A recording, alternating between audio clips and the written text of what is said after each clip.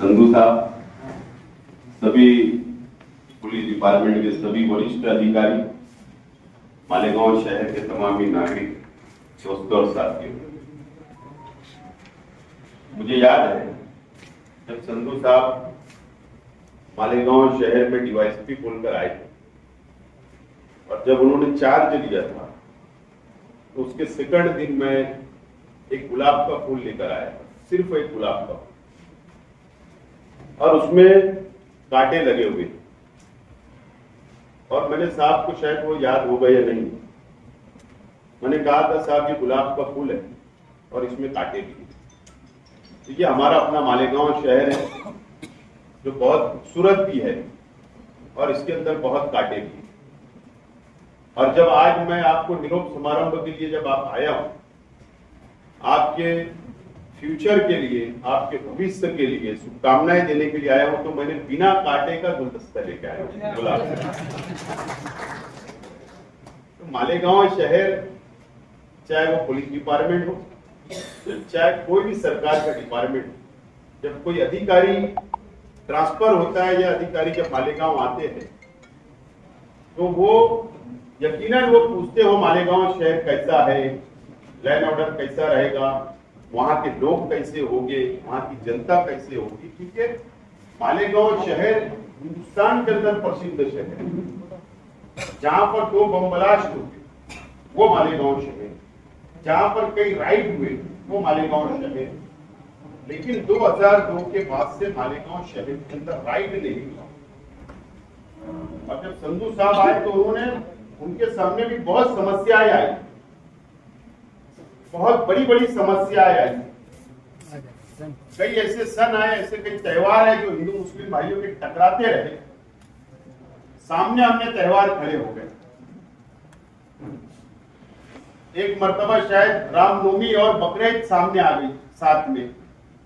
तो ऐसी सिचुएशन में, ऐसे हालात में ये शहर को उन्होंने जो संभाला है, जो संवारा है, जो प्यार दिया है शहर को, यकीनन वो क्रेडिट सिर्फ संधू साहब का है, उनकी क़यादत का था जो शहर के अंदर अमन रहा जब तक ये रहे।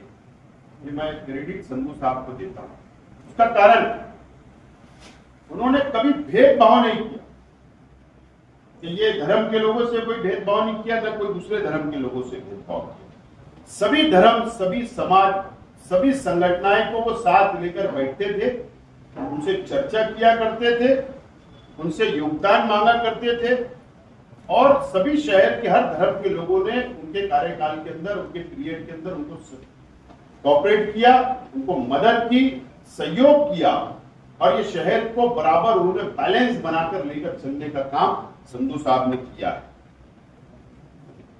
आरोप हमारे जैसे राजकीय लोग हमेशा अधिकारी, पदाधिकारी, हम लोग लगाते हैं अधिकारियों पे, चाहे पुलिस डिपार्टमेंट हो, कॉर्पोरेशन या अदर डिपार्टमेंट। लेकिन मैंने एक चीज देखा संधू साहब कि जब वो चेयर पर बैठते हैं, ऑफिस में बैठते हैं, बहैसियत पुलिस ऑफिसर, बहैसियत एडिशनल एसपी या डीवाईएसपी बोलकर, तो वो इंसाफ की बात किया करते।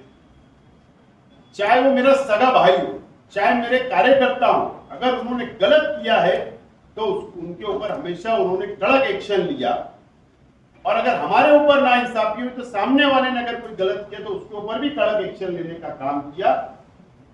उन्होंने कभी भी पक्षपात नहीं देखा, जहां पर नाइंसाफी हुई है वहां इंसाफ देने का काम किया। ये उनके अंदर एक अच्छा काम उन्होंने किया, एक उनके अंदर की सलाहियत थी।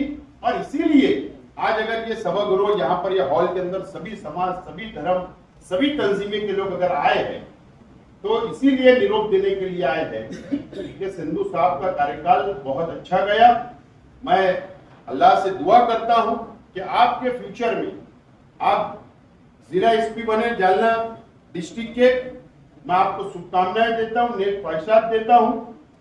हमारी और दुआ है कि आप कमिश्नर बने महाराष्ट्र में किसी शहर के, आप आईजी बने, आप डीजी तक पहुंचे, ये हमारी शुभकामनाएं है।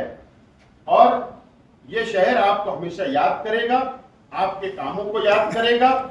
और मुझे उम्मीद है कि जो अभी हमारे नए एडिशनल साहब आ रहे हैं उनको भी यहाँ का तजुर्बा है मालेगांव शहर का, वो भी डीवाईएसपी बोलकर उन्होंने काम किया है, सबकी जान पहचान है और हम उनको भी पूरा सहयोग देंगे। शहर के अंदर अमन अमान रखने के लिए पूरा हम सहयोग देंगे।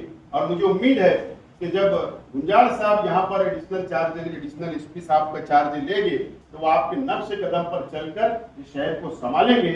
मैं आने वाले एडिशनल साहब को भी शुभकामनाएं देता हूँ और संधू साहब को उनके भविष्य के लिए, उनके फ्यूचर के लिए भी बहुत बहुत मुबारकबाद पेश करता हूँ और मेरे 2 शब्द को खत्म।